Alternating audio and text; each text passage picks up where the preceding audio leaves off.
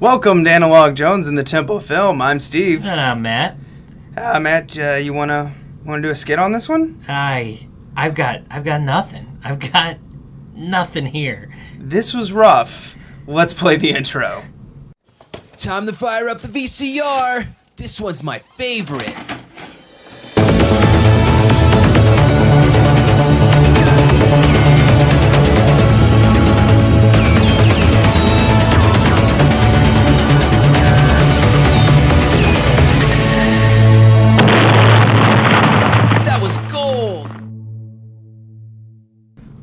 Thank you for that intro right there, Scott Roger of Horror Movie Night. We still love it. Now, let's break down this film. We've got Evils of the Night from 1985, or also known as Demon's Night. I've never heard of that name before. I think it was used much better about 10 years later. This was directed by Mohammed Rustam, or as he decided to call himself, Mardi Rustam on the in all of his movies. Yes. Well, I mean, no one wanted to hire Muhammad in the 80s. Yeah. It's unfortunate, but it seems like that's the way it was. He was Mardi on everything that he worked on. Starring in this film was Neville Brand as Kurt, and sadly, this was his final film. Yeah, a lot of people's end of their careers on this movie. Beginning and end. Yeah, right. We've got Aldo Ray as Fred. This was the ugly old mechanic. The second ugly old mechanic. Right. Yeah, so... The two mechanics get the top billing because they've been in the most stuff, I think. Yeah, well, not Carradine, but Carradine's kind of like the end in this. So. Yeah, he's definitely fourth build, something like that. We also had Tina Lucy as Cora, and I don't know who Cora is. Was that the... No, that's Tina Louise. That's Ginger from... that's Ginger, yes. Ginger from Gilligan's Island. Okay. Yeah. And then we've got, like we said before, John Carradine as Dr. Kozmar. And I wrote these notes down about a week before we watched this. I don't believe they ever mentioned his name in this.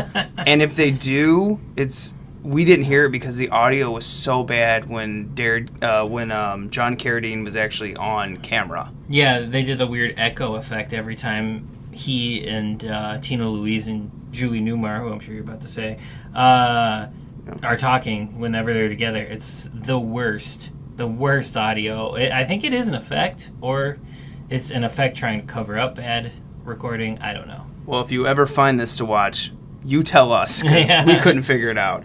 And our fifth build here is Julie Newmar as Dr. Zarma. And this is Catwoman. Yeah. She is definitely in this movie. Catwoman signed up to do this film. She's sort of in this movie. She's giving it half-ass. I mean, everybody. It seems to be everyone is clueless in this movie. No one seems to know what's going on. And I don't want to blame... I don't think their performances were necessarily that bad. It was just like they had no idea what was happening. Well, Mr. Muhammad, I'm going to call him that because I think he nowadays you can probably go as Muhammad. Well, he does now. That's what he's got on his IMDb. So this was was this his first directed? I know he had directed scenes for another movie called Evil Town, but he had only done sequences for it. So this is his feature debut. So you think that was like an assistant director? It says additional sequences, so I'm assuming like reshoots or, like a spooky situation where like another director was brought on to finish the movie type thing.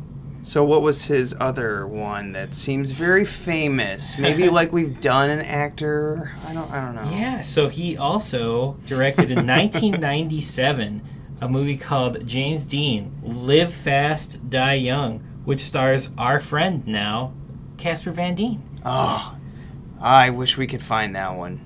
Yeah, I bet that'd be a great VHS to uncover. And I mean, it is Casper Van Dien at the height of... It's the same year as Starship Troopers, so it is his rise. I'm really curious how that one is. I should also tell people I officially found my Tarzan copy with him in it, so we can actually do that one day. just warn me ahead of time when we're getting to that. Just let me prepare.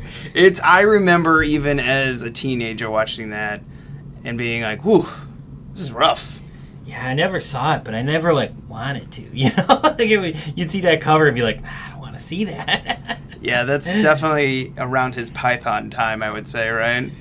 I don't know. I think it was around closer probably to Starship Troopers than Python. It might have been. But it was, it was a bad decision, I think. It was definitely off that George of the Jungle. Ugh. God. Yeah. Why did we have movies like that? Brendan Fraser, right? Yeah. Our boy Brendan. No, I love Brendan Fraser, but man, we had some stinkers in the late 90s. Oh, but speaking of stinkers, let's talk about Evils of the Night here. What else? Do we have to? What else you got for us on this? We've got a budget of around $190,000. Do you believe that? Yes. 190,000. Yeah, I would say. I love, and they also put it in parentheses. This is estimated, so. Yeah, they had to pay for the actors, and most of that probably went to the actors that we just talked about, because all those people we mentioned are the famous people in the movie. There are a bunch of kids, 30-year-old kids in the movie as well that we didn't even mention the names of because they're not famous people. So I'm assuming all the money went to these actors. Yeah, and luckily the best stat I have here, fact, whatever you want to call it, is 84-minute runtime, and thank God. Yeah. Yeah, we were. This was another clock checker for sure. But I love that we don't know what we're getting into when we get into these, though, because. I mean, maybe I should tell them how I found this. Maybe I did in another episode, but we'll recap it. I was going through a HorrorCon in Chicago, flashback weekend, talking to Gorgon Video. They also do a bunch of other stuff. They produced Deathgasm. And I just saw this clamshell with a spaceship on it with a girl who's, that's... She's cold? She's very cold, yes, we'll say that, and no bra. She's got hands coming up. Well, I'll let Matt break down the box art. But anyway, I talked to them, and I go, oh, what's this all about? And they're like, just watch it. And after I looked at the box art that Matt will talk about, I had no choice but to buy this. No, and I think you made the right decision, but it's not a good movie, but I would have done the exact same thing. Yeah, I mean... Well, I tell you what should we just break this fucker down? Let's let you listen to the trailer a bit right now, and then we'll come back, and Matt's going to break down this box art. Wait till midnight when the full moon's out, and all these bugs attract the bats with fangs that drip saliva. Blood-sucking.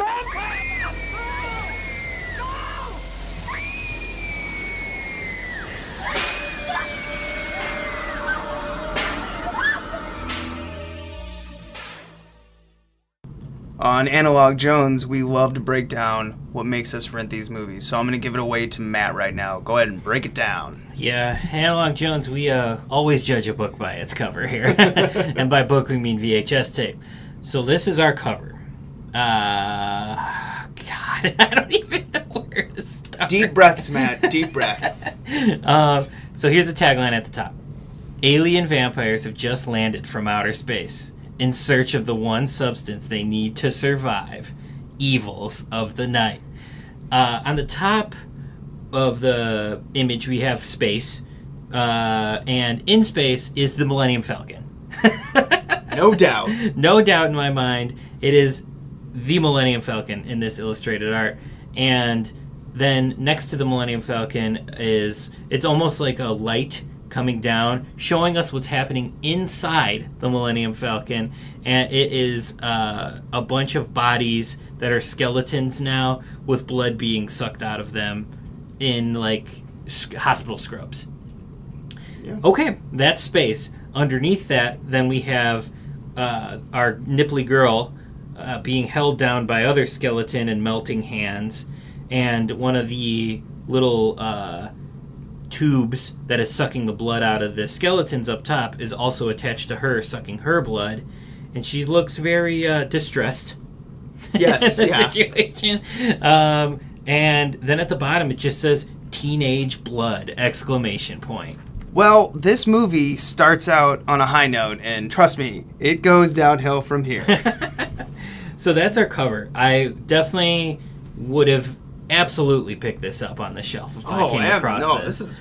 This is amazing. Fantastic. Oh, we should even mention, too, I don't think we've covered this yet. This is a fucker in a clamshell. Yeah. This is a big boy. I had the original seal on it. Yeah, it had a nice Gorgon Video seal on it that when we took it off to watch the movie, it says Void on the side here. All my years, I've never seen that. But it's so cool. I wonder if this is something it. they used to do back in the Gorgon Video original days. But yeah, it has been voided because we've opened it. So it's cool.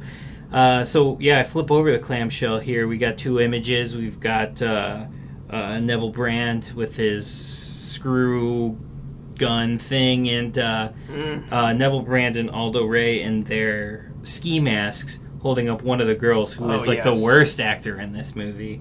And here's our little description. Teenage campers in a small town begin disappearing. Eventually, it is learned that they are being kidnapped for aliens from another universe who require fresh human body fluids for life support. Several kids survive. They track down two gas station attendants who have been delivering the captured victims to the aliens. The kids battle for their lives as the aliens escape in their spaceship into another dimension. Woo! Woo! So besides the credit block on the back here, we've got the Gorgon Video logo, huge, and then approximately 85 minutes, color R. This movie is rated R. And there's a lot of sex in it, but we'll talk about that in a second. But it does give us a caution besides the R rating.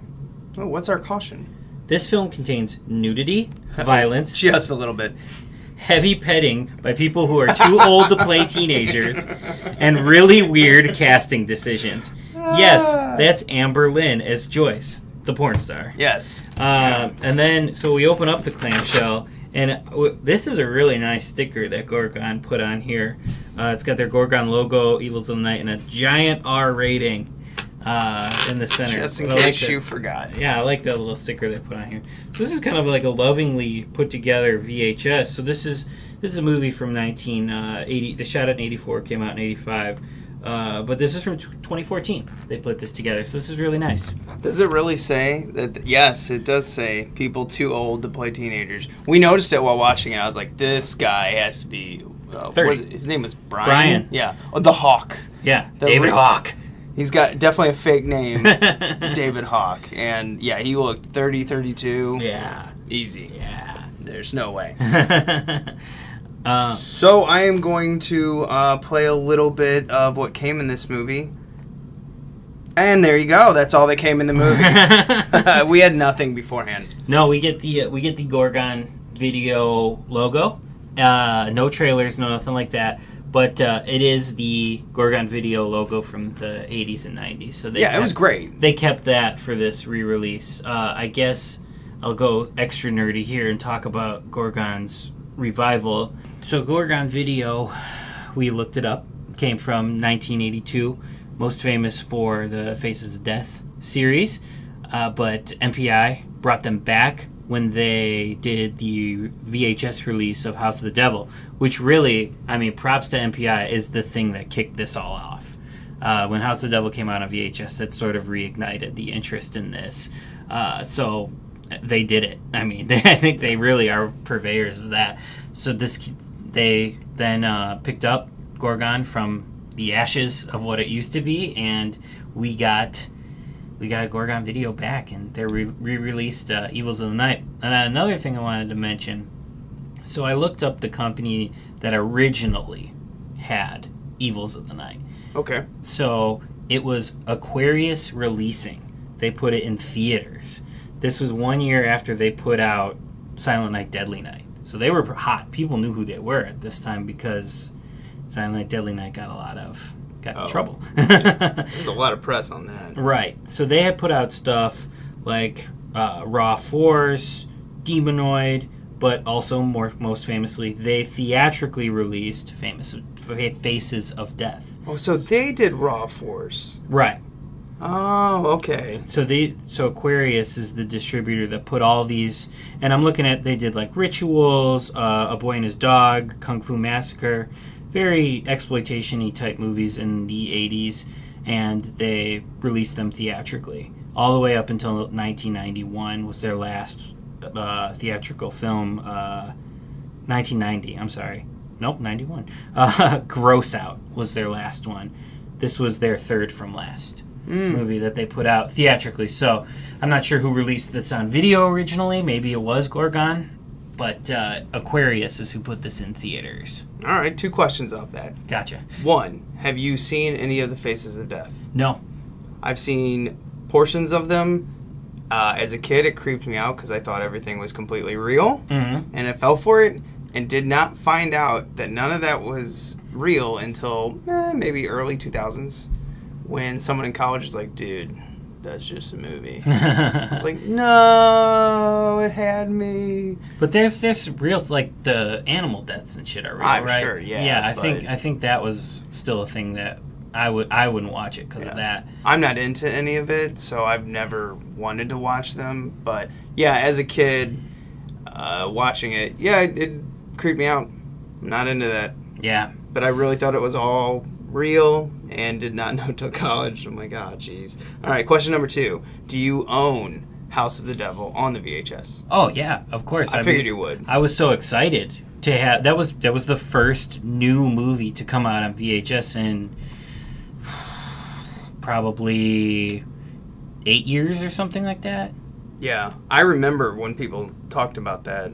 And I initially thought, I was like, oh, man, I don't know how they're going to sell any of those. I had no idea the whole wave of nostalgia would come back from it. Yeah, and like I said, they were really the people that were smart enough to have the foresight to do that. And then maybe to them it was just kind of a joke, and then it took off. But man, really smart. So major props to MPI for doing that and bringing back Gorgon Video, because now we get stuff like Evils of the Night. All right, ready to break this thing down? Let's talk about it.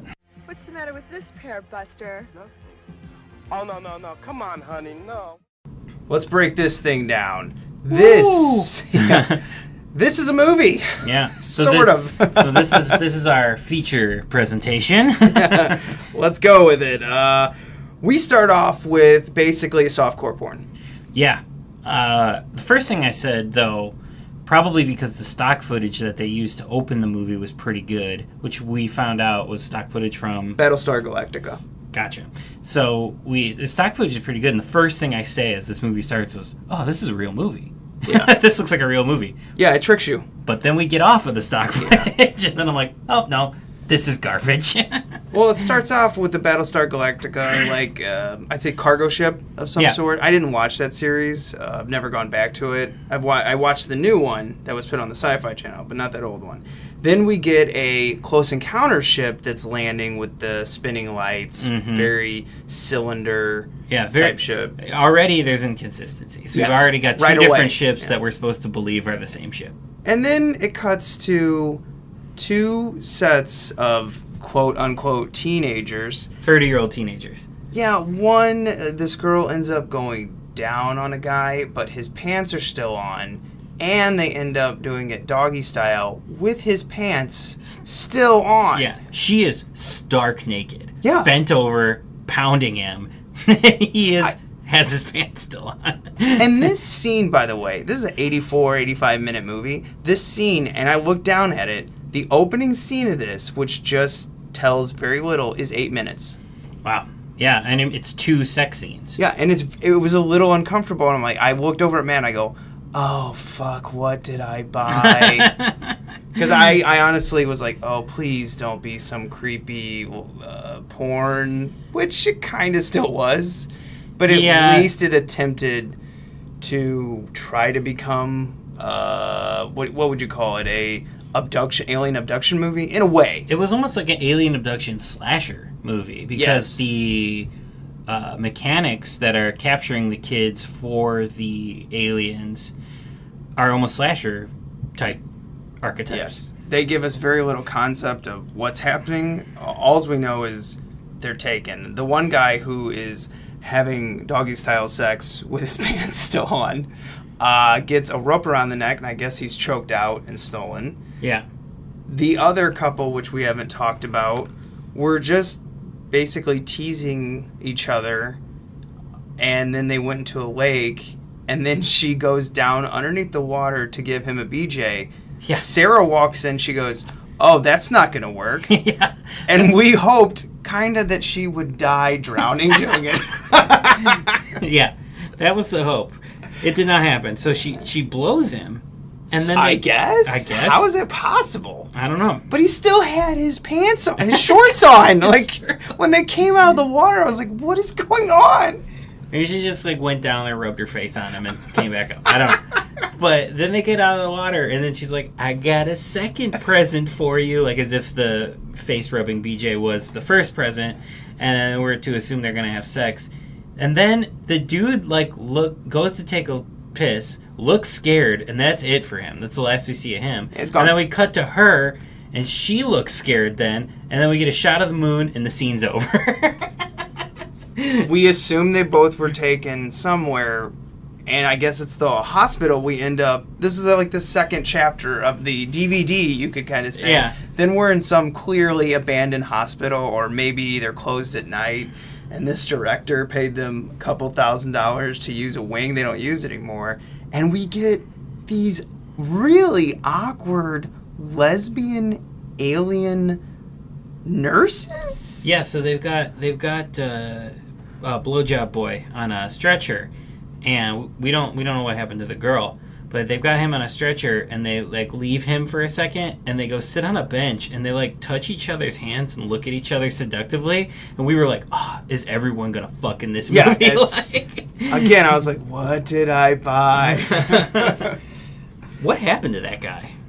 That guy ended up, I think they had to kill him, and he was too old or too young to use. Okay.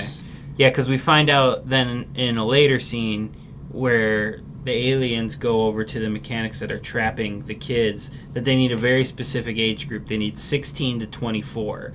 And they were like, this last batch you got us was too young? Yeah, that's... Well, I'm like, these what? 30-year-olds are too young? You sure? Why didn't they just say too old? Because then I believe it. Why would you say... Yeah, say This they're 30-year-old, too this old. 30-year-old man is not 15. You could easily said they're like just outside of college. We don't know. You know, like... Yeah. I don't know, but then we get an exposition drop that we couldn't hear because the audio is shit, and my dog suddenly just goes, hey guys, instead of watching this, let's tug, let's play. We couldn't hear nothing. I mean, I'm not going to blame your dog here. You couldn't hear it because the sound was so tinny and echoey, which again, I don't know if it was an effect they were trying to do. I don't know. Or if it was just bad audio they tried to cover up. I don't know what the intent there was, but it was so bad you couldn't hear it even if you were trying to listen. But I was already so bored I wasn't even trying anymore. It was a shitty exposition drop where you had Tina, John, and Julie. I kind of want that to be a comedy right there. Yeah. Tina, John, and Julie. Anyway, they're talking and just blabbing. You can't understand it. Luckily, from the back of the box, we understand that they're trying to collect teenage blood from 16 to 24, which, why it's that age gap or that age range? They do. I don't know why it's specifically that age range, but they do say later on in the movie, they say that the kids are able, because they're younger, are able to survive the process so they can keep farming them. So that's why they need to keep them. That's why they need young people, because they can survive. If they go with older people, they just die when they take their blood. Yeah, I assumed this was part of them, these aliens trying to stay young. Right, I think so. Because I don't honestly ever remember or care that that's the story. My brain just goes, I've seen this before, fill in the gap. Yeah. Either they wanted to stay young or they were just like the tagline says they were just space vampires and they like drank blood. I don't know. I'm telling you what, John Carradine needs a lot of blood because he's looking rough. Yeah, he looks bad in this movie, and this isn't his last movie, but it's pretty close to his last movie. We looked it up. His last movie was Evil Spawn, which was 3 years after this one. 87, right? Yeah, so this was... He was on the outs, and he does not look good in this movie. Does not. He's got the old man hump, too, in his back. Yeah, it's rough, and he's very red, and you mentioned maybe he was an alcoholic. And yeah, he might have had some problems too. I think both the Carradines had some alcohol problems. Yeah, or so substance abuse, anyway. It was more not like sad, but like Well, it was unfortunate. a little, yeah, it's just unfortunate that this is like what he had to do to like pay rent still, or maybe he loved acting so much he just kept doing it. Yeah, we don't know. I don't know, but it's just like kind of unfortunate it came to Evils of the Night for a legend like him. And even same for Julie Newmar and Tina Louise. I mean, Tina Louise was ginger. She shouldn't be in something like this. Yeah, Tina Louise looks fantastic, though. Oh, yeah, we figured out she was 51 in this movie, and she's hot still. Julie Newmar, on the other hand, was 53. We just looked it up. She looks older than Tina here, and like she has a little too many plastic surgery procedures. Yeah, she looks like she's a couple facelifts into her career, and she doesn't look as good as Tina Louise does at all. She's in great shape, but her face is something's stretched. off. Yeah, yes. Something's not right. But further on in this movie, we get going, and it just basically cuts. The next cut was a beach scene, correct? Yeah. So then we move from the aliens to the beach. And we just see a bunch of kids. We don't know at this point who our mains are going to be because we focus on a lot of different groups of kids playing at this kind of dingy-ass, dirty-ass looking beach. Well, it's probably all Mohammed could get. Yeah, I mean, it's bad. Or Mardi. Yeah, Mardi. Mardi, you rascal. Because everything is about promiscuity. Everybody wants to fuck everything in this beach scene, so we get a bunch of different things, people trying to hook up. We just get two random girls, topless girls, putting suntan lotion on each other that we never go back to, we never recap. That is weird. And we see a guy creeping on them, and he's with his girl, and his girl's like, I'm horny now, I want to have sex, and he's like, maybe later. Like, he was just spying on these other two girls. We'll talk about it. We'll talk about it. And this is Amber Lynn. This was the first porn star that we know about. We don't know who the other one is. I do have the name. The other porn star's name is Crystal Breeze, but we don't know who it is. Yeah, I'm sure it was one of the other very naked women in this. There's so many naked women in this, and bad acting that you're like, well, good luck choosing. Yeah, so we see all the characters at the beach. Everybody's talking about sex, and then we jump to night. Yes, and the horny girl, Amberlynn, gets her wish that her boyfriend Eddie, I remember that. So it's Joyce and Eddie are gonna hook up. Oh, I forgot, at the beach, the song. Oh, boys will be boys. Boys will be boys, and they will never change. Yes. Oh, what a great, terrible 80s song.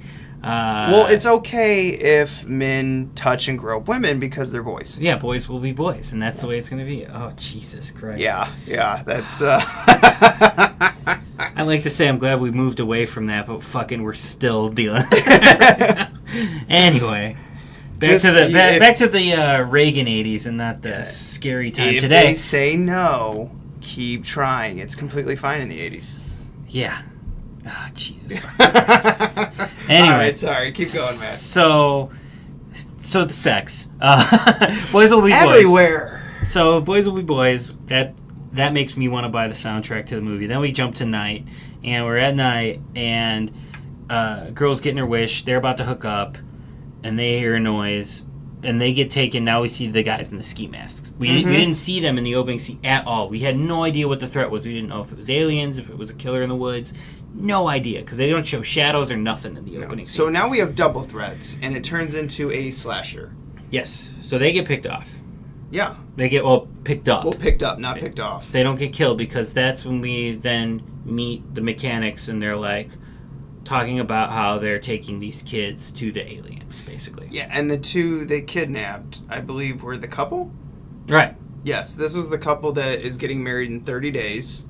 Yeah, so before we, so we see the ski mask guys take these two, then we go back to a campsite scene, and we know kind of who our main 5 characters are. Sort of.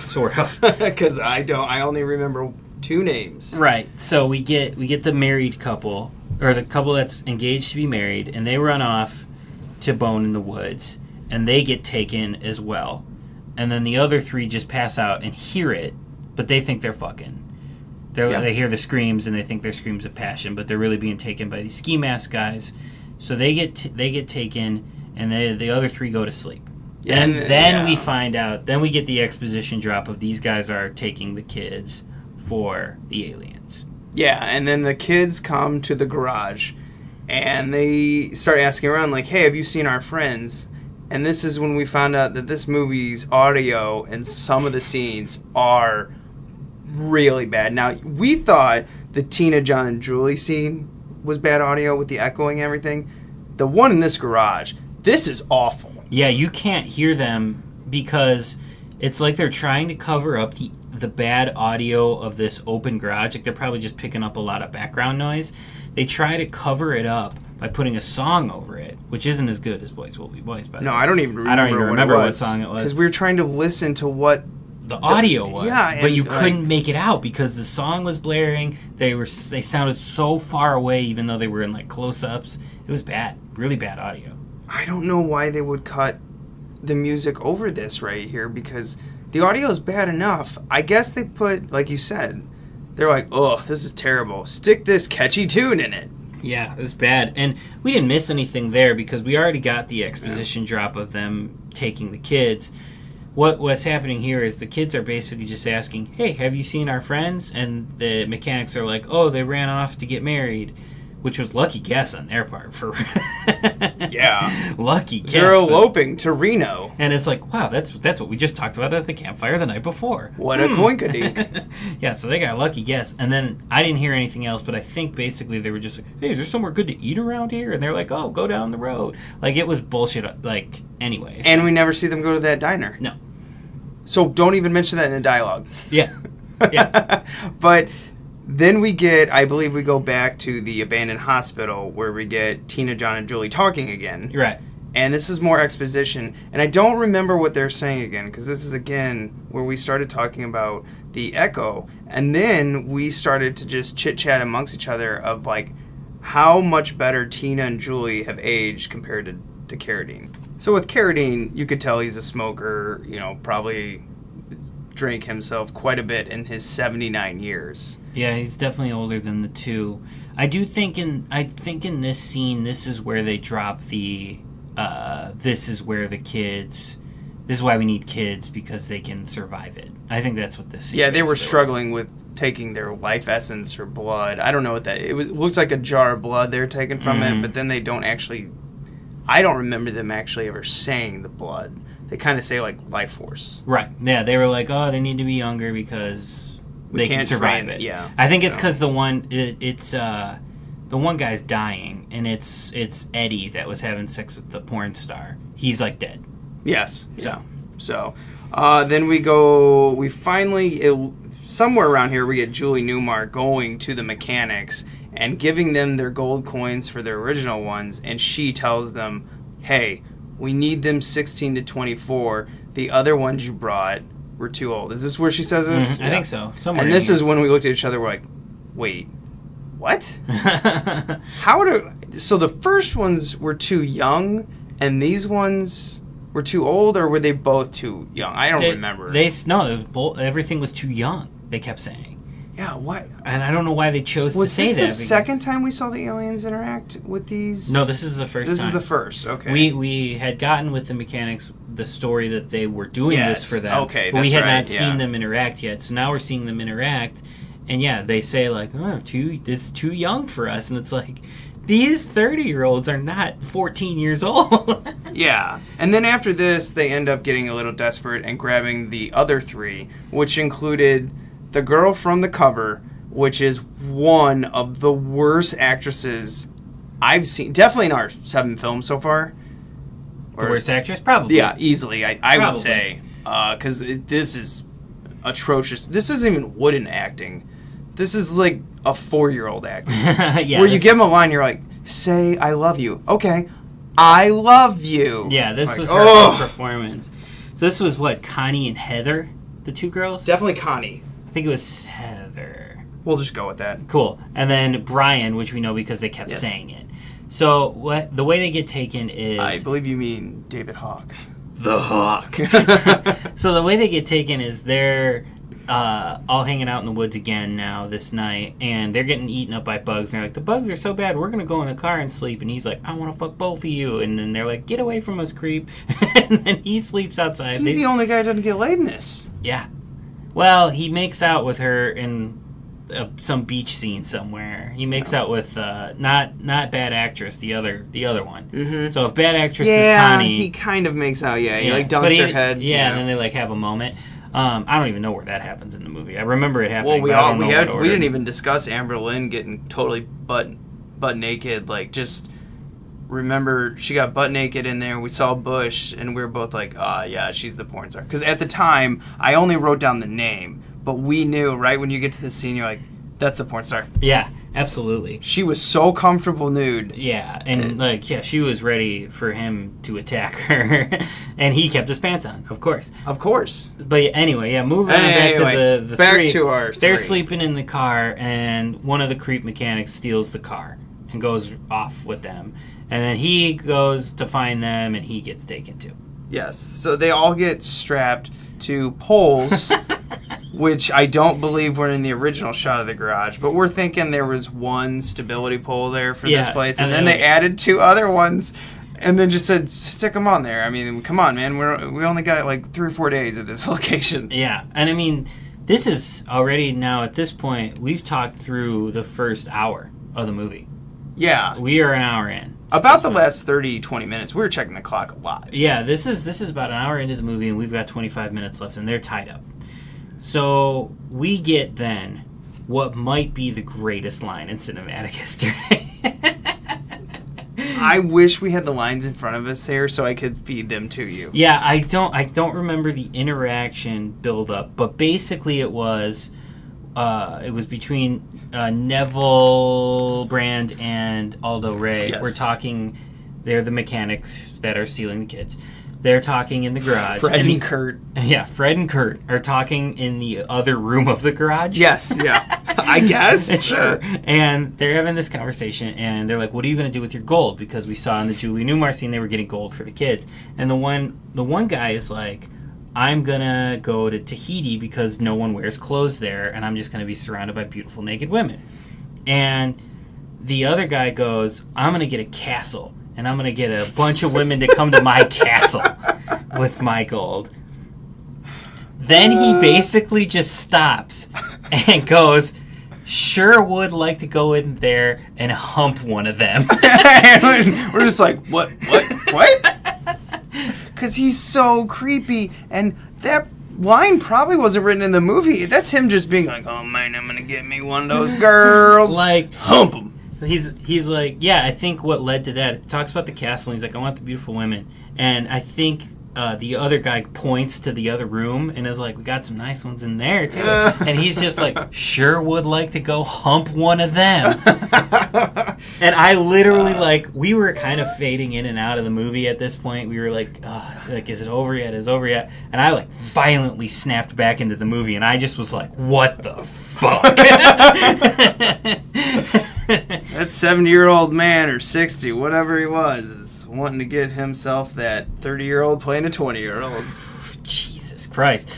So he goes in there then. Oh, and this is another great line, right? This is when the guy... Yes. So, David Hawk fully commits to acting here. Yes. So he goes to hump one of them. I'm assuming. I was really hoping he was going to go in there and start, creeping on Hawk, though. That would have been amazing. That would have been such a great subversion.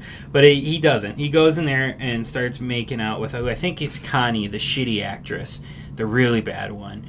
Yes, and he's getting on her. He unties her so that he can hump her, I guess, which is stupid. So she breaks free and they have a bit of a fight, and he knocks her down during the fight. And Hawk, without fucking just giving it his Oscar moment, just is like, you son of a bitch.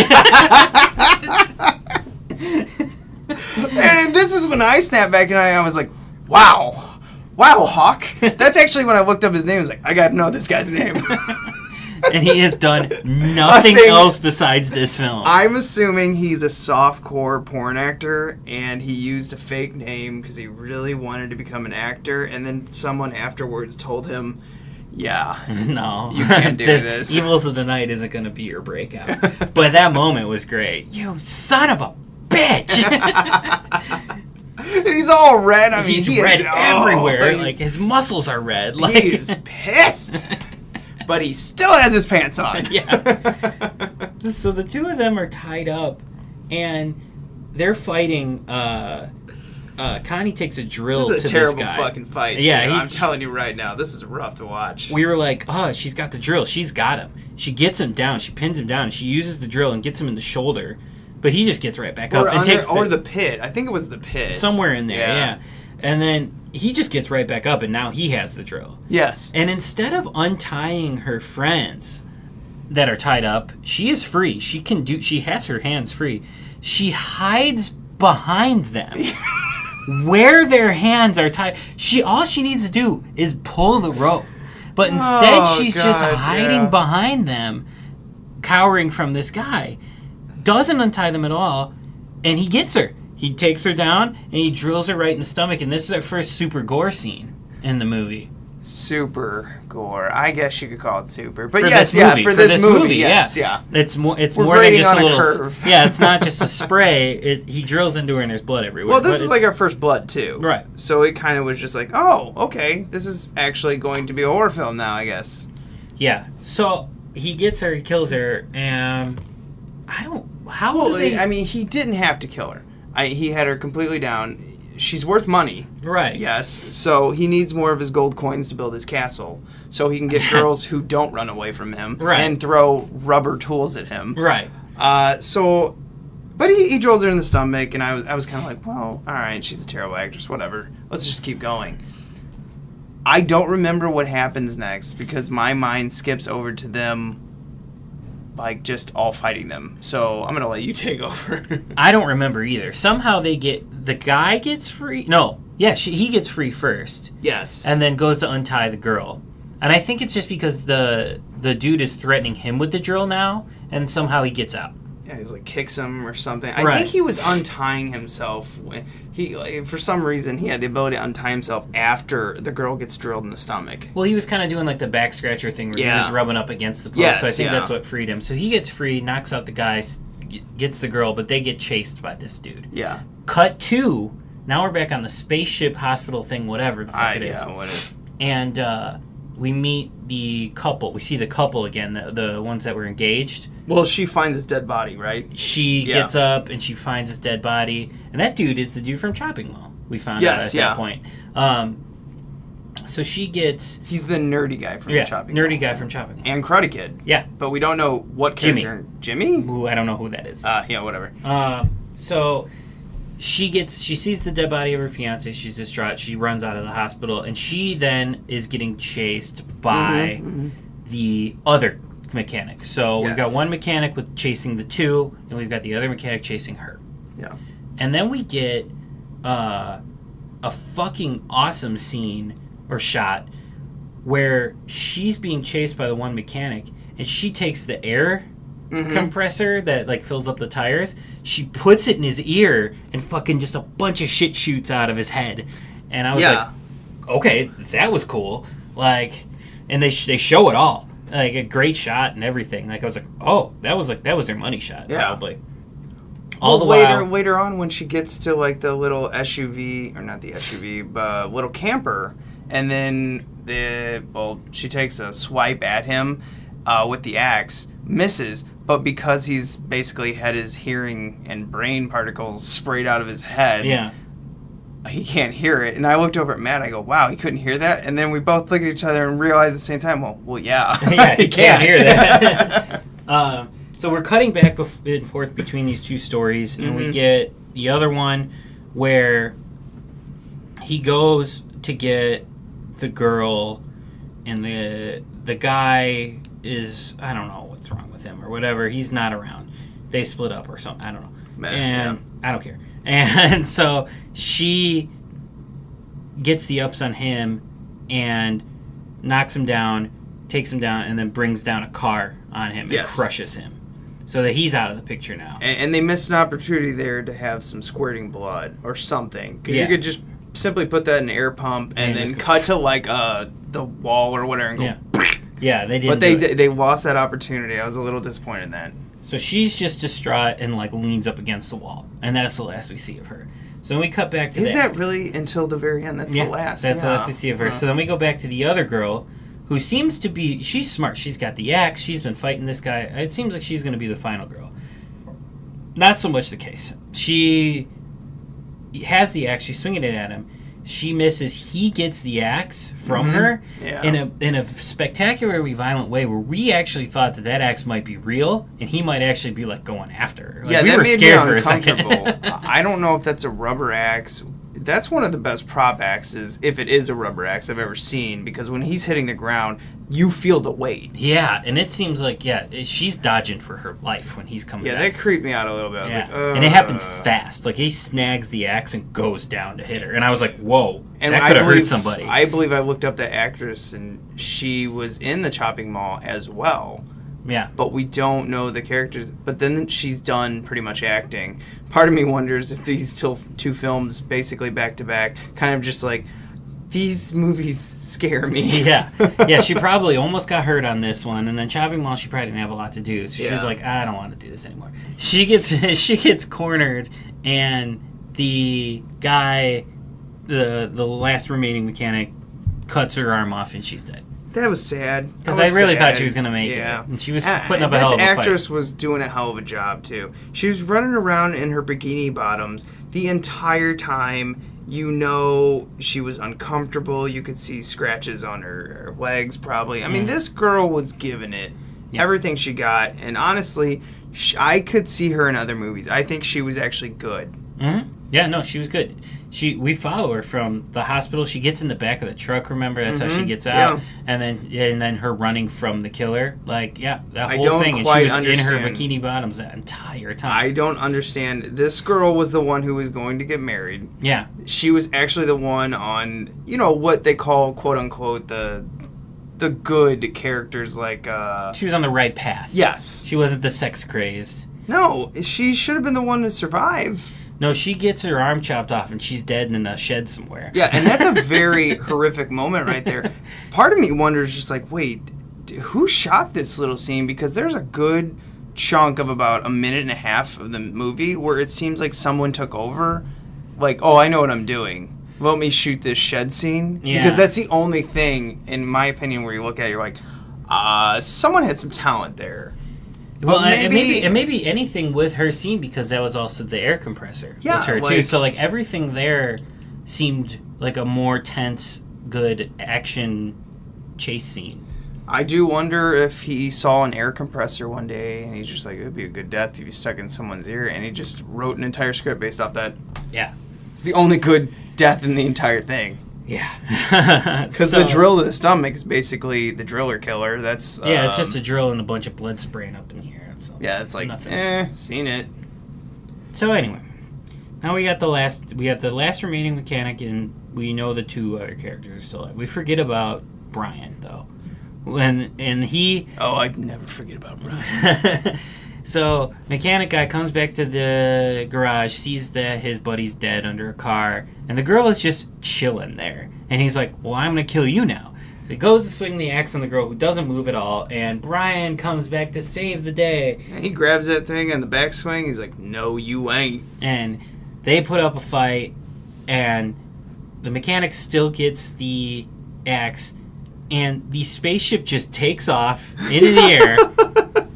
And laser blasts the mechanic to death from space. Is one of the weakest endings I've seen in an 80s slasher alien ever. Whatever you want to call this, classify this movie. This is fucking weak. Yeah, like they're about to have this climactic final battle between the last remaining characters in the movie, and the aliens take off in space and just laser blast him to death. But nothing cool. Just like the green laser comes out of the sky from the Battlestar Galactica stock footage, and then the laser hits the guy and kills him. I don't know why. I guess they just didn't want him to spend the gold they gave him. Maybe they did say don't spend this until we're done. So maybe they were like.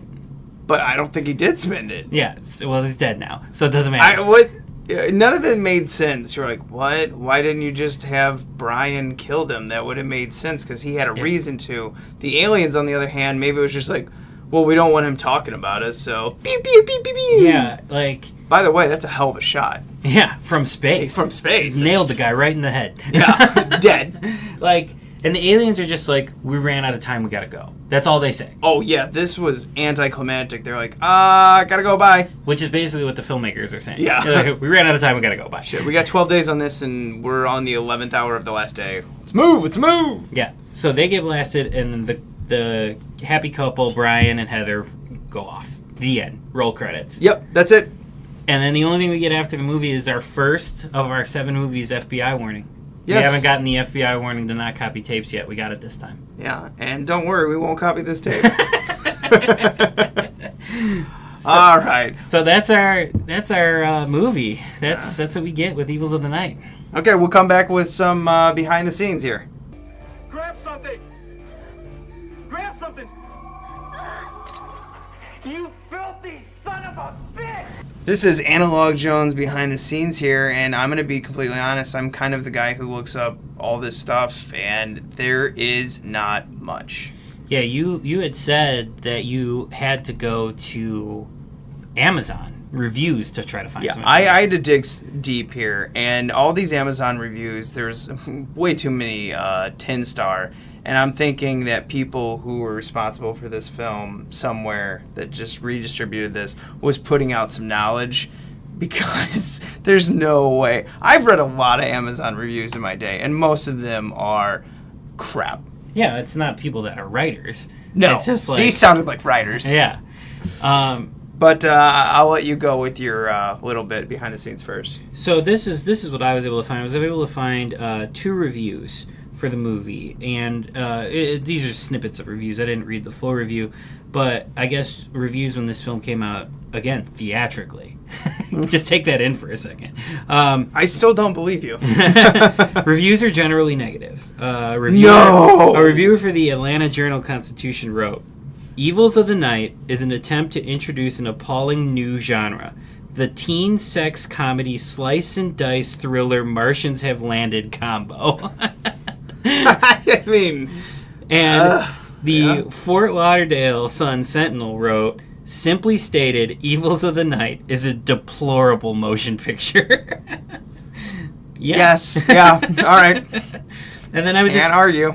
I was just looking up Mardi Rustam too, just to see. We saw what else he directed, but I guess he was a producer first, and he had produced some exploitation stuff. So, Female Bunch, Dracula versus Frankenstein, The Psychic Killer, which is like kind of one of those famous VHS covers, and Tobe Hooper's Eaten Alive, which he also co-wrote, and then something amazing that I have to find called Please Don't Eat the Babies. Yeah, that looks... I want to see that. But that is all I found on this. Yeah, it's not much. What I ended up kind of finding out was that advertisement for this on the Gorgon Video website here, this is fantastic, featuring a stellar score by Robert O. Ranglin, composer of The Winged Serpent and blaxploitation classic Abby. You need to add this stellar limited edition VHS to your collection. This 1980s most absurd, carefree, and just plain crazy exploitation film. Order right here for $15. Yeah. Sold! Except I bought it for $5. Yeah. There's really not a lot out there. Didn't you find when talking to the Gorgon guy about how the director kept the artwork but not the film? Yes, this is very weird. And we'd have to actually get another interview on them. But when I was talking to him, this movie never came out on a DVD or anything like that, because from what I had heard is someone, either the director or someone, owned rights to the artwork, but not the distribution. That's weird. Right, so he held on to the artwork, but didn't seem to care what happened in the movie? But to me, like, wouldn't you want the distribution rights? Because someone could just redo artwork. Yeah. So, but it still never got released. Yeah, I don't know what happened. What was in this No, guy's I mean, head? we would have to honestly email Gorgon. You know what? We're going to do it. Yeah, we'll see if we get a response. Yeah, for we'll next see if week. we get a response on this, because I need to know what the hell is up with that. Yeah. And I want to know who did the artwork too. Yeah, because it's the thing that made us pick up the movie. Oh, it's the only thing that sold me on this. Yeah, it's great artwork, so it's curious. But we'll get back to you on that one. That's kind of it. That's all it. the behind the yes. scenes that we really have for this. There's not a lot out there about this movie, which was fun because I looked up nothing before watching it. No, I went in fresh. I went in and did a solid 20 minutes of research.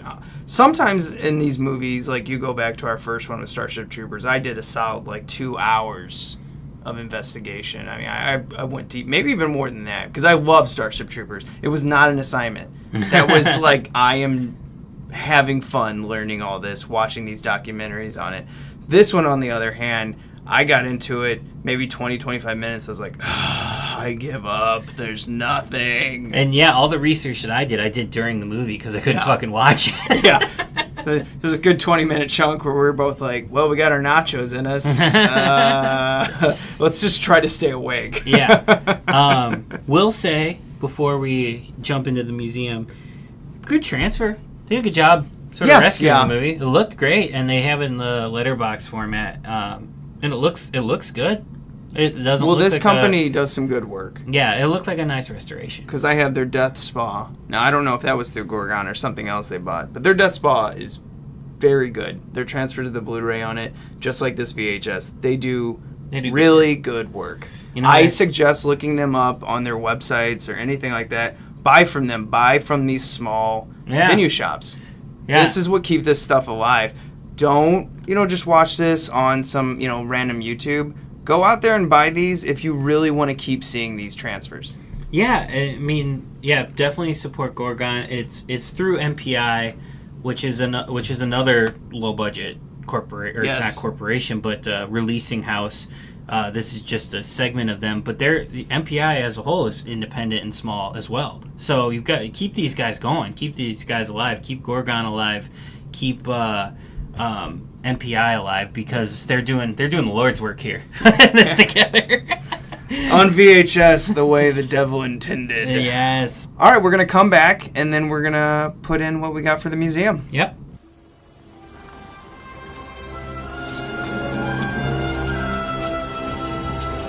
This is the second time I've had to reclaim my property from you. That belongs in a museum. So do you.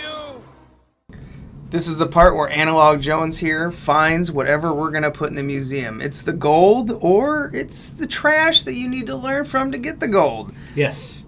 Got to put something in our museum to either learn from or respect. This all came from Matt telling me one day, no matter how bad something is, he can find gold in it. Yes. So Matt, what's your gold? Air compressors are my gold this week. Great violent scene, great effects, worked really well. She stuck the thing in his ear, and his brain matter and ear parts blew out on the other side, and it was awesome. It is what Mohammed here did well in this film. That death is the only death that stands out. I mean, it's not even a death. The dude's still alive. He just can't hear anymore. Yeah, I mean, it's not even his death. The aliens actually killed him. Yeah, but he just This was the best deafening I've ever seen. Mine, on the other hand, is a little tune by a man we've already mentioned. Robert O. Ranglin did a little song called "Boys Are Gonna Be Boys," and they're never gonna change. Oh, what a great song! We gotta. Are you sure it's great? We gotta find it. I'll look for it as hard as I can before this initially comes in, and I'll put it at the end. Beautiful. I promise you, I will scorch the earth. This was gonna be my second choice for the museum, so I'm glad that you went with it.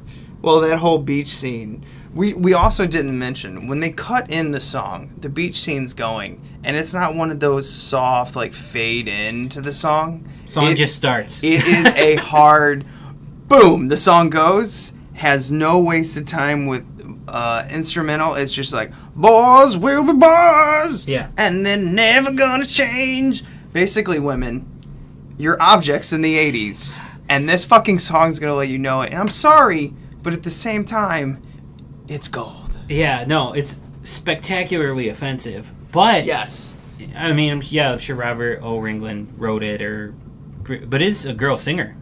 Yeah, that's what's is, weird. So it's even like creepier that it is like a woman being like, "Oh, boys will be boys. They'll just take advantage of me." Like, yeah, like what? Yeah, it's the spectacularly offensive and awful. We can both learn from it and appreciate it.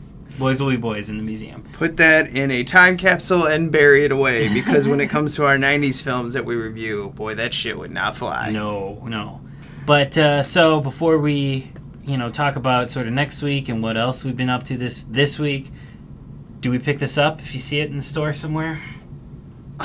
Man, you have to, because of the art. This is going to trick you like no other. This is the best trick of like a Roger Corman flick, the bad Roger Corman flicks, not the good stuff.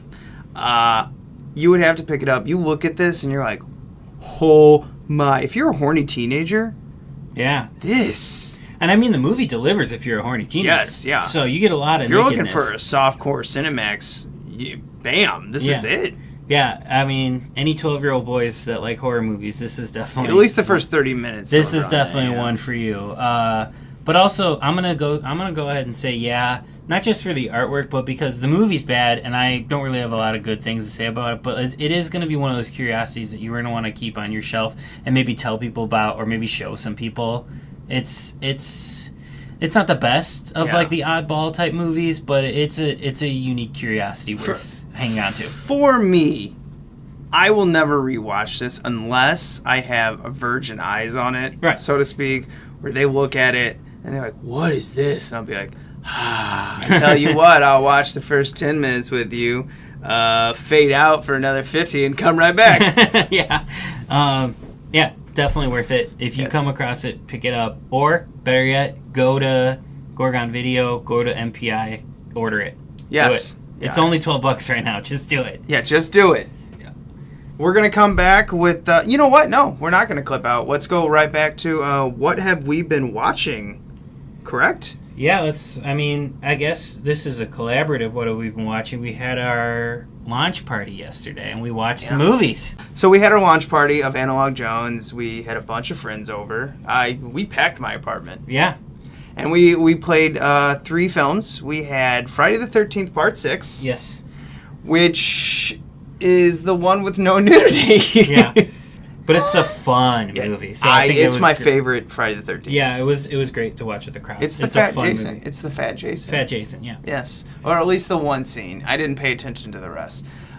We were playing all of these on VHSs, so that was pretty interesting to see a bunch of non-horror fans react to the quality of the movie. and the audio was pretty bad sometimes. Yeah, like the audio, the picture quality, and then just like the content of the movie, because these were not horror fans, so they were freaking out about that. But then also whoa, I haven't seen a VHS in years. Yes, so we were able to do that with the 3 movies. And we asked watched. them too, do you guys want to see the trailers? And it was an overwhelming yes. Yeah, so I think we've tapped into something. Yeah, here. I think we figured something out here, because they were excited about the trailers. Because when I first put in the VHS that man owned of Part 6, Friday the 13th Part 6, there was no trailers, and it was kind of like a moan. Yeah, I was like, and I was like, oh man. First it was my moan. I go, oh man. So you fast forwarded this. I was like, no, it just starts right out. I was like, and then the rest of the crowd was like, oh.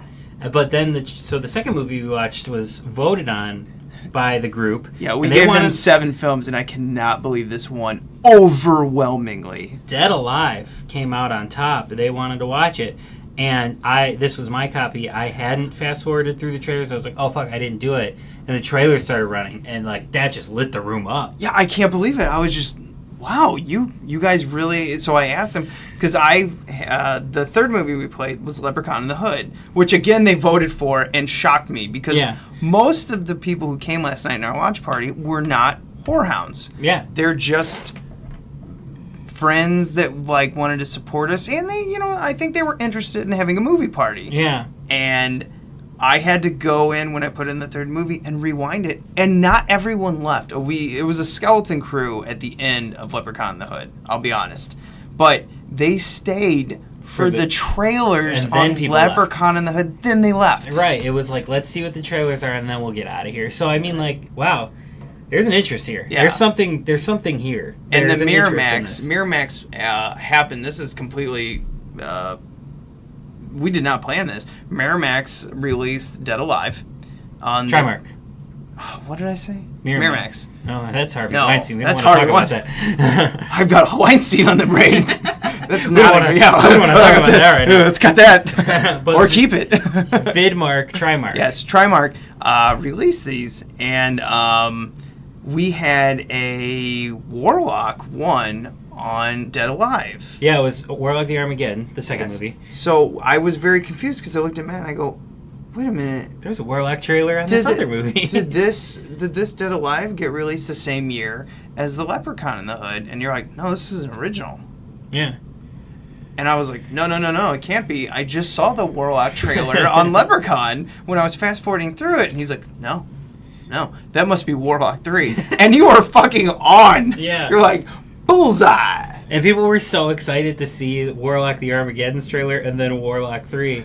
And let me tell you, makes me want to go back. I rewatched Warlock the Armageddon recently on VHS because I'm a monster. Yes. And that movie's amazing. It's one of my favorites. Never seen any of them. Oh, you only need to see 2. But it did make me want to rewatch the third one, seeing the trailer yesterday. Yeah, I always get the Warlock confused with the Wishmaster. Yeah. And so when The the Warlock movies was are coming very out, similar. Yes. So what is Warlock's thing? Because the Wishmaster gives you wishes that essentially turn against you. Right. What does Warlock do? Warlock just has magical powers. He's a witch. He does witchy shit. He does spells and conjures demons and things like that. And in the second movie, he's looking for stones that are going to bring the devil back. So he does anything in his power to get that. And then I don't even know what the third movie's about, but it looked good. Well, it doesn't matter because when we got to hear virgin ears and eyes laying upon Dead Alive, the reactions were awesome. Yeah, no, I mean, people were screaming, and we had great reactions to Friday 6, which is it is a party movie, so we had great reactions to that. But man, the room was just on fire with Dead Alive, and it was funny. I had gone to get food during it, during Dead Alive. Yeah, we both did because I've seen this probably a good 15, 20 times. Right, so I was like, lot, I'm gonna go get food, and me going to get food. Other people were like, oh yeah, I'm going to get some food. And of course it was all the movie nerds. So it was like me, you, Rob, Bill. Yeah. And it basically led to us staying around the food for 45 minutes of this movie. Yes. But the great thing about it was we missed 45 minutes of the movie, but we heard everybody's reactions because we'd seen the movie so many times. We knew what was happening. Yeah, they were lit up. It was just like, oh my God! Yeah, it was great. Wow. It was great. But we did go back to make sure we watched the last half hour of the movie because it's insane. My friend, I won't mention her name, but because I don't know if she was, I don't know. But the poor girl, she was turning away. She's like, I know it's fake, but I can't watch. and with everybody screaming and being like, this is gross, this is crazy, I can't believe you guys watch this stuff. They voted on it. Yes. We didn't sway them in any way. We didn't go, oh, you gotta see this movie. We just said, here are 7 tapes we have. What do you want to watch? They wanted to watch this. Well, my girlfriend, when I said that, I go, you guys voted for this while it's all happening? And I hear Sarah go, I didn't know what I was doing, but I love it. I was like, it was funny. It's like they didn't want to watch, but they're so glad they saw it. You're right. So we had a nice rite of passage for them into horror. In Leprechaun in the Hood, we had on. May come back, though. Spoilers. Might come back on the podcast. I mean, maybe not, around a certain holiday. Yeah. Maybe. Other things that are going on, I'm doing the 31 horror movies in 31 days in October, which is very stressful on me. Yeah, no, I can't do it anymore because it was too stressful. Yes, it was. Now, I write about it on just a little bitty group page that I do for fun. But now that Analog Jones has officially launched its Facebook page, which you can see Analog Jones, the Temple of the Film Facebook page. It's going to be interesting because this will be the last year that I do that because I'll probably switch over to the Analog Jones and we'll just talk about it there. Yeah. I'm not going to go through all the movies, but 2 movies stuck out to me. One, I'm traveling. The whole point of this is I'm traveling around the world. Steve screams around the world.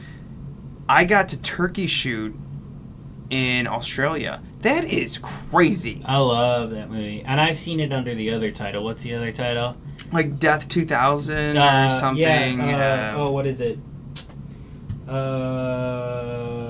Fuck. Escape 2000 is the other title. That's what I've seen it under. Yeah, it's both awesome. posters on it are fantastic. Such a good movie. Even though Roger Corman's 2000 poster on it really does not tell you what the movie is at all. No. And I mean, Turkey Shoot makes sense when you see the movie, but it doesn't make sense if you're trying to sell the movie. I think that's why they changed the title. I don't know this for sure, and I've never read anything about it, but I'm pretty sure they were scared that Americans didn't know what a turkey shoot was. Right. Or the majority of Americans were. Right. So... Oh, the other movie that I'd watched that stuck out, I'd never seen Battle Royale. Oh. From Japan. I fucking love that movie. Love that movie. Wow. There is so much child death in that, or teenager death. They're 16, 17-year-olds playing like 13-year-olds. I understand that. But, wow. That is violent. Great movie. And I have noticed Powerful. something. Yeah. I have noticed something about horror, Asian horror, or J-horror, Japanese horror. And I don't know if you noticed this, and I don't believe we've discussed this yet, so this is the first thing you've heard from. Asian horror is very violent towards women. I think, there are definitely some specific movies that the more graphic stuff tends to be. I mean, Audition was sort of awful towards women, but that was sort of the point of the movie. That was calling attention to it. But, definitely. That is something that comes up in these movies. South Korea does one called I Saw the Devil, and there's a scene in that where the killer from, I believe, Old Boy, he kills her with a hammer, and that was rough for me to watch. I'm not big into people that can't escape, kind of like where they're held down. Yeah. And it makes me very uncomfortable. But that one, when he just bashes her head with the hammer, cuts her up, and then he basically treats women like shit throughout the whole thing, makes me very uncomfortable. Yeah, no, it's awful content in the movie, but again, it's another powerful movie. I love I Saw the Devil as much as you can love something like that. Like it's a visceral experience that you have to see, but you might not want to watch. Right. Yeah, it's the best way to say it. Yeah. So, all right, but you watch anything in October you want to talk about? The only thing I want to mention is I fell in love with The Babysitter, which is on Netflix right now. It's not going to be for everybody, but I love, and I'm not saying this jokingly, like I love with a passion the Charlie's Angels movies, and McG directed those. I love their energy. I love how fun they are. I love fun movies in general, so I love those movies. And this is basically McG, who did those goofy ass great Charlie's Angels movies, doing a horror movie. And you love the second Charlie's Angel? It's fun. Okay. I'm not judging you. I would consider the first one like one of my many favorites. Second one not so much, but I love it. It's fun. All right. But yeah, it's not for everybody, but it is a McG horror movie, and it's fucking nuts. Did you mention it was like Home Alone or Adventures in Babysitting as a horror movie? Yeah. Home Alone meets the first Evil Dead. Ooh. Wow. Yeah. All right, I'm going to have to watch that because that poster's fantastic. Yeah, it's a fun movie. I hope it does well. I think finally, I've been reading some stuff about it. I'm interested in sort of Netflix as a studio as opposed to Netflix as a way to watch movies. And I was reading about it, and it really sounds like Netflix now has found their footing with movies. They sort of figured out TV, but now I think they're figuring it out with movies. The Babysitter was great. I hear some of their other stuff that's coming up later this month is going to be great. Like Gerald's Game is getting great reviews. So I think they've finally figured it out. And I'm interested to see what they're going to do next. I'm a little disappointed that Netflix is doing so well because I love the theatrical experience. But I'm excited because Netflix is finally a studio that is giving artists money and free reign to make movies that the major studios won't make. Yes, because I don't think you'd ever see that in a major studio. Never. No. From what you're describing, there's no way. When you watch it, you're going to get about 30 minutes into that movie and be like, no studio would have the balls to ever touch this. Yeah. And Netflix gave it the budget it needed and deserved to be as fun as it is. Because I always put Your Next as the Home Alone horror movie. Yeah, no, maybe Home Alone 2 horror movie. It has that feel as well. Yes, but right. Your Next was like my favorite movie that year that it came out. 2014, 15? 13. 13, okay. It was my favorite movie of 2013, and so far The Babysitter is my favorite movie of this year. Oh, that's major kudos right there. I mean, it's me. I've got weird taste. I'm never going to align with anybody else. But, well, I was saying from a horror hound, that's like major kudos. Yeah. Well, we have what we're coming up with next. And right now, we are going to kind of continue the October Halloween theme into a movie called Hello, Mary Lou, Prom Night 2. Oh, I can't wait to do this one next time. It is such a fun movie. I was surprised. This came out November 13th of 1987. And we should mention our new gimmick of how we pick these movies. This is very difficult for Matt and I to pick these movies because there's so many. Yes. And, you know, we look through, we scour through our VHSs, or we go to our shops near us and everything. We have decided to pick a random year in the month we are in. And we decided that 1987 would be our month. So we go to we scour Google, all the internet through it, and we found a bunch of different movies, and this man right here happened to own Hello, Mary Lou, Prom Night 2. Yep. So what we're going to do is now for the next 6 months or so, and we'll see if we like the gimmick, we're going to pick a movie in the month that we're doing it, the month of release on video from a random year. Well, in the theater, because we wanted to do it when it was released in home video. That's really hard to find. But it's extremely hard. Unless we're doing it in the 90s, which we don't want to get to yet. We want to start with some 80s stuff. So even the 90s ones are tough. Yeah. Because it really, before the day and age of the internet, they didn't keep track of when stuff came out on home video. But anyway, we're starting with November, and we're starting with 2 November releases, the first being Hello, Mary Lou, Prom Night 2. And we're going to remind you to be kind. And rewind. Those two idiots